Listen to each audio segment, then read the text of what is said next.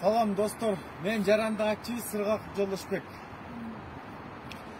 Мен могу маршрутка тууралуу айта кетейин дегем. Туугандар, маршрутник өкмөт башчыларына жана шаардык депутаттарга жана жогорку кеңештин депутаттарына кайрылам.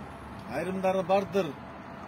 Бул маршрутканын баасы боюнча биринен баштап мына 5 сомго кошулду. Ага кошулабыз.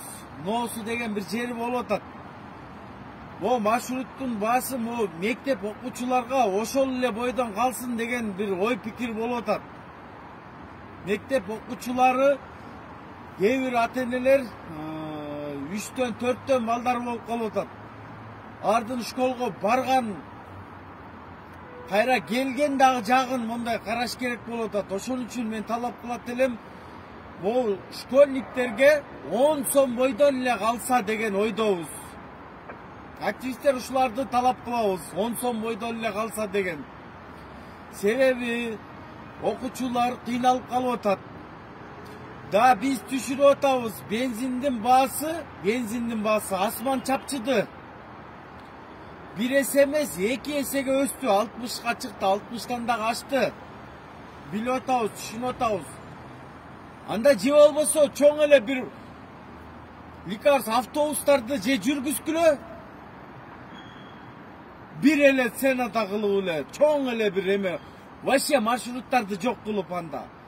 Же могу окуучулардын айлыгын 10 сомго эле түшүрүп бергиле. Себеби деген окуучулар өтө кыйналып калып атат.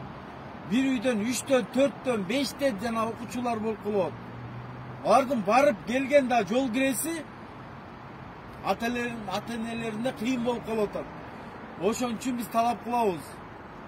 Хотя бы караштырып, хотя бы ушул окуучулардын 10 сомго эле, калган жүргүнчүлөр мейли ал бензиндин баасы ушундай асман чапчып турганда, 15 сом болсо болсун.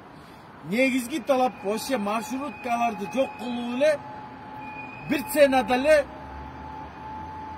лекарство автобустарды эле жүргүзгүлө болду. Ошол биз мына. Анан выбор боюнча айта кетейин, өз программаңар менен тааныштыргылачы. Өз программаңар менен бир беттүү эле баягы бир адамды жамандап кете бербей, программа менен чыккыла. Азыр кээ бир айрым депутаттар баягы кайрылайын дегем, ошол могул жакка келгем, атайын ак үйдүн, мына ак үй көрсөткөчү могу тартып, ак үйдүн асты бул. Бул жакта азыр жок экен, мэрияга дагы барып азыр вице-мэрлер менен сүйлөшүп көрөбүз. Хотя бы школьниктерге бир жеңилдик кыла алабы деп. Мен азыр рупорумду алып чыкпай эле коюн, акыбал мондай болуп турганда. Ошо туугандар, поделиться кылып суранычы, ой пикириңерди билгизип койгула.